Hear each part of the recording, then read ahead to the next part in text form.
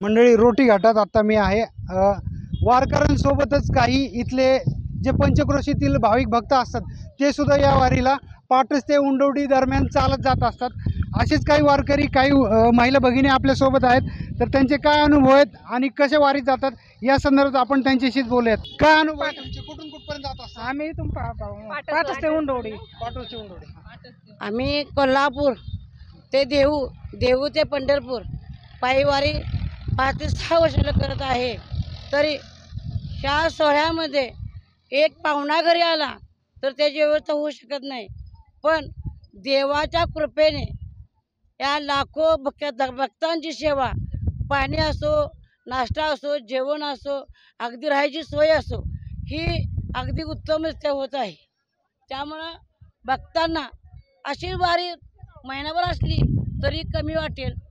तर याचा आनंद एवढा लुटू वाटतो की घरी हा सुख सोहळा स्वर्गात सुद्धा मिळेल, स्वर्गात सुद्धा मिळणार नाही, तर हा आनंद सगळा संसार सोडून आम्ही इथे एक महिनाभर लुटत आहोत।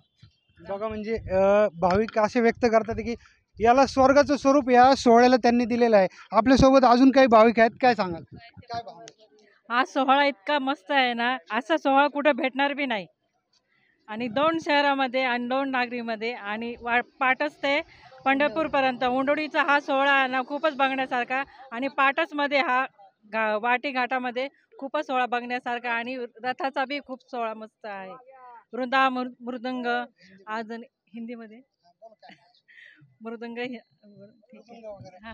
म्हणजे यांच्या भावना थोडक्यात आता हे आपल्याला काय अभंग म्हणून दाखवणार आहेत। अभंग सुखा लागी करी शीतळ मळ, सुखा लागी करी शीतळ मळ, तरी तू पंढरीशी जाई एक वेळ, तरी तू पंढरीशी जाई एक वेळ, तरी तू पंढरीशी जाई एक वेळ, मग तू अवघाची सुख रूप होशी, मग तू अवघाची सुख रूप होशी, जन्मोजन्मीचे दुःख विसरशी, जन्मोजन्मीचे दुःख विसरशी, सुखा लागी करी शीतळ मळ, सुखा लागी करी शीतळ मळ, तरी तू पंढरीशी जाई